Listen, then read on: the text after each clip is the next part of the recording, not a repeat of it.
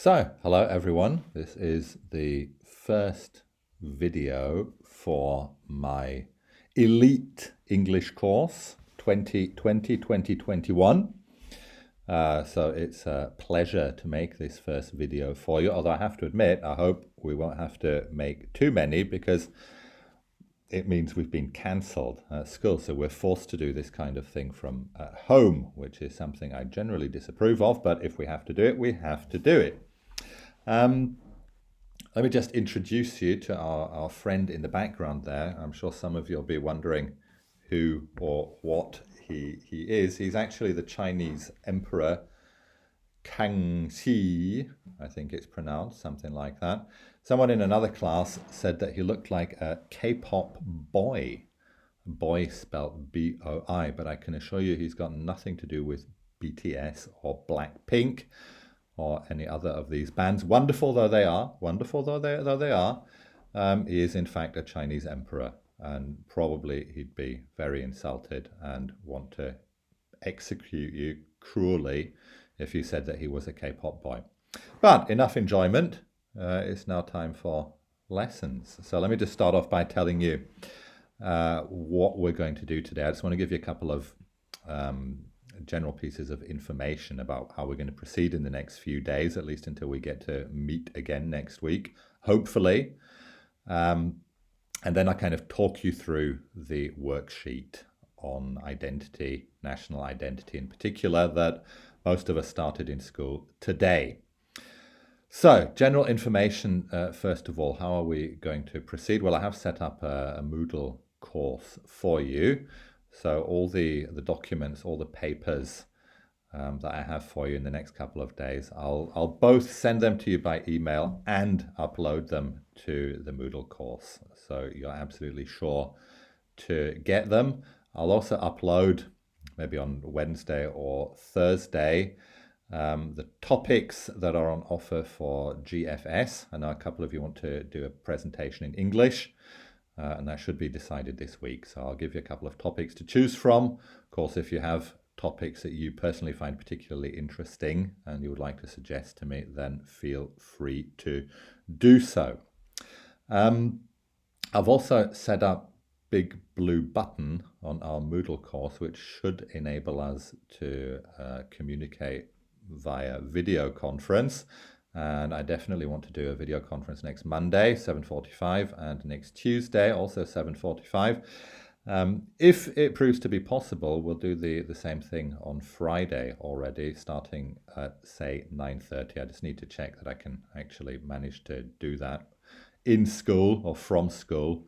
And once I've found that out, then I'll message you via email so that we can maybe meet up on Friday already. You have various pieces of work to do by then. There are the podcasts. Thank you to those who've already sent me the podcasts. The other ones, I'd like you to send them to me as well as soon as possible. Doesn't matter if they're not complete. I know they're not going to be perfect, not be able to meet up and stuff like that. But do send me what you have, and I'll give you some personal feedback in the next few days, maybe the start of next week, depending on how long the things are. Then there's the comment question, interpret and comment on this cartoon. Terrible copy, but there you go. That's school photocopiers for you. Actually, no, that's a lie. It was my printer that printed it like that, but never mind. Try and get that to me by Friday as well, and I'll mark that for you and send it back to you if you do send it to me. What else? I think that's about it. We're going to get things up and going, and things are going to be absolutely fine. So let's get back to our worksheet, the individual and the state identities. Those of you who were at school today, we already talked about part A, things like your totem animals. Some very interesting discussions there, how you describe your national identity and what other identities you have. I want to focus on part B, which is this text. So you'll also need your English book on page 10. It's a text with that very famous cartoon of the American melting pot. And I think the simplest and the best thing to do would be for you to basically pause the video now, The questions are listed under B. So how does the text define, explain national identity? Do you think this definition is correct? What does the text say about integration and diversity? And do you think the text is neutral or biased? Explain your opinion. And when you've read the text and done that, then you can unpause the video because now I'm just going to basically give you a couple of my ideas concerning those particular questions. So pause if you want to, and then I'll get going. Okay, so here are some possible answers you might have given or written down. The first question was, how does the text define or explain national identity? Do you think this definition is correct? Well, if you look at lines 10 to 15 in the text, it says national identity is basically to do with a sense of belonging. So what in German you call Zusammengehörigkeitsgefühl, the fact of being able to say, I am German, say, I belong to Germany, or we are German, we belong to Germany. And this sense of belonging, of course, is created by a variety of things. The text mentions in particular shared values, a belief in democracy. In the lesson, we also talked about that. We said things like language, a common language could contribute to this shared identity, even in some cases, a shared religion, even family relationships, social relationships in general. All these things contribute to this shared sense of belonging that people have. So that's basically what the text says. Do you think this definition is correct? Well, it's certainly not wrong. That's one component of it. But we said in today's lesson there's another very important component. So this first component is being able to say, we are German. The other component would be to say, we are not French, we are not Russian, we are not Japanese. So it's what the group is, but also what the group is not, referring to another group of people. And that's quite important because it enables us to explain, for example, people who struggle with their identity because they have multiple identities. So we have people in our class who feel both German and, say, Turkish, or in my case, British and French and German and vaguely Italian and God knows what. And of course, that's not as simple as it sounds, because if you say, I am German, I am not Turkish, then you're excluding the Turkishness from your own identity. But if, on the other hand, you'd have to say, I am Turkish, that implies I'm not German. Now, what do you do if you're both German and Turkish? Each of those identities seems to exclude the other.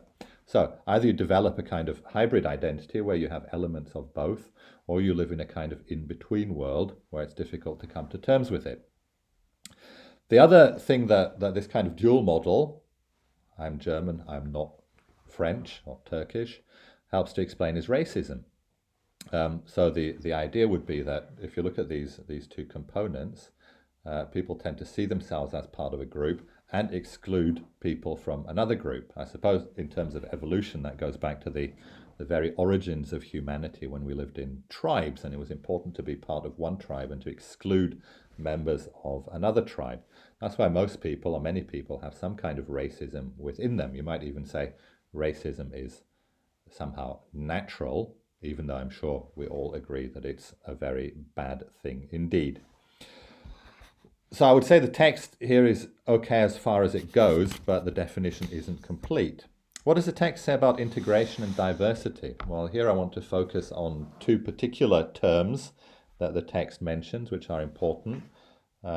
These are kind of metaphors for integration. It talks about the melting pot and the salad bowl. So the melting pot, if you look at this cartoon again, illustrates very nicely this idea of the melting pot. It's a kind of traditional American form of integration.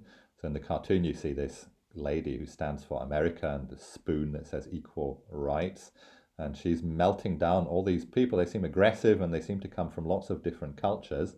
And if you take all these people from Ireland, Italy, Germany, Britain, Mexico, lots of different countries, and you melt them down to a new identity, this new identity would be American identity. So you're creating something new and single from what was very diverse. And the text says that today people often reject that metaphor in favor of the idea of the salad bowl. Salad bowl would be a more multicultural society. So in a salad, you put everything together to create something new, but the tomatoes still remain tomatoes, and the feta cheese remains feta, and the salad lettuce leaves remain lettuce leaves. So in a multicultural society, you may belong to this greater whole, but you still maintain your own previous identity. So that's melting pot and salad bowl. Now, very interesting question. Do you think the text is neutral or biased? I'm very interested to see what you thought here. Now, the thing is, the text should be neutral, shouldn't it? It's pretending to be neutral. It's pretending to be an information text in a school book. And an information text in a school book, well, of course it's going to be neutral, right? But the thing is, I don't think this text is neutral at all. In fact, it contains a lot of statements that you might say are contentious, fragwürdig. So contentious means they may be right, but it's perfectly possible to have a completely different opinion on those things. Let me give you a couple of examples of statements that I think are contentious, because I'm sure lots of people would disagree with them, even if we think they may be right. So if you look at line 20, it says, as a result of immigration, most countries have become, if they weren't already, multicultural societies. Most countries, what, like Japan or Saudi Arabia or Hungary? It's kind of assuming that all countries have experienced large amounts of immigration and that they've gone for a multicultural model. I think neither of those things are true. So a country like Japan has resisted immigration completely, and a country like Hungary certainly had a fair amount of immigration, but it's rejected the multicultural model. It wants to go for integration. So that's a contentious statement. Then it says, although immigrants sometimes experience prejudice and discrimination, most have successfully integrated into the core culture. Line 25. Well, you may think that's true, but I'm sure a lot of people would disagree with the statement that most immigrants have integrated. That would depend on what group of immigrants, when they came. So it's a thing that may be true in many cases, but I don't think you can necessarily say most have successfully integrated. It's a contentious statement. Then if we look at line 30, on the contrary, today it's generally accepted that a society benefits from a mix of cultures. Well, generally accepted. I'm sure many people, again, disagree with that statement and would say that societies don't benefit from a mix of cultures. You may think that people who say that are racist or are wrong. That's fair enough. You're allowed to think that. But it's an opinion that exists, and the text is pretending that opinion doesn't really exist, or maybe it's not at all legitimate. Then if you look at the passage between lines 35 to 40, countries that have failed to grasp the advantages of diversity, so diversity can only be something good, or to embrace immigration, have found that their migrant populations do not integrate, suggesting that failure to integrate is the fault of the state rather than the migrants themselves. Now, that's a perfectly fair argument to make, but again, there are people who would say that it's the duty of the immigrants to integrate and not of the state to integrate them. So again, all these are cases where I think there are two different positions that you can legitimately have, but the text is kind of pretending that it's neutral and that what the text says is the only legitimate position that you can take. So, although I'm sure many of us would agree with most of what the text says, it doesn't mean it's not contentious. What do we learn from all this? Well, you've got to be very careful and read text very carefully and critically and be suspicious of what you read. We talked last week about how to get an unbiased opinion in the context of Black Lives Matter. Well, it's very, very difficult. Every text you read is going to be biased in some way or another. All you can do is read a wide variety of texts with a wide variety of positions and opinions and be skeptical and critical about everything that you read. Okay, so that basically answers the questions under B. The question C, your opinion on the following: patriotism, nationalism, immigration. Well, everyone's going to have their own opinion on that. Maybe we can discuss it when we meet in a conference. Just to maybe quickly explain what those things mean. Well, patriotism is loving your country, being proud of your country. Nationalism, most people would say, is going further than that. A patriot loves his country. A nationalist doesn't just love his country, he thinks it's better than all other countries. So there's a slight differentiation between those two terms. Okay, I hope you found this video useful. I hope it added to your understanding of the text. Apart from that, you've got your homework, you know what to do, and I'll be uploading new texts and new tasks during the course of the week. Take care, have as much fun as you can at home, and I hope to see you very, very soon. Bye from me, bye from K-Pop Boy.